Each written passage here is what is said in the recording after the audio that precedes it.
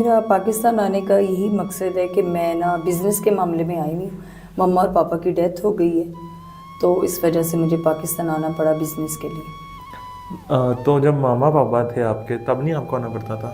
नहीं, तब भी आना पड़ता था। बिज़नेस के सिलसिले में मामा मेरे पास होती थी, पापा इधर होते थे। वो पाकिस्तान का बिज़नेस संभालते थे, मैं जापान का उधर करती थी काम, सारा अपना संभालती थी। होल्ड मेरे हाथ में था, इधर पापा के हाथ में था। तो अब उनकी डेथ हो गई है, तो मुझे ना आना पड़ा है पाकिस्तान अपने बिज़नेस के लिए। तो उनकी डेथ किस तरह से हो गई?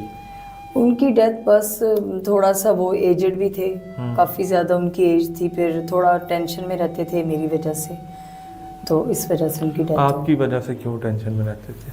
गई। बस मम्मा पापा की यही ख्वाहिश थी कि मैं शादी कर लूँ, अपना घर बसा लूँ, यही समझाते रहते थे मुझे, यही उनका बोलना था कि आप कर लें कि कल को हम ना रहें तो आप अकेली ना रह जाओ। अच्छा, इस वजह से परेशान रहते थे। तो जो आपकी मदर हैं वो आपके साथ उधर जापान में ही रहती हैं? जी, मेरे साथ उधर ही रहती हैं।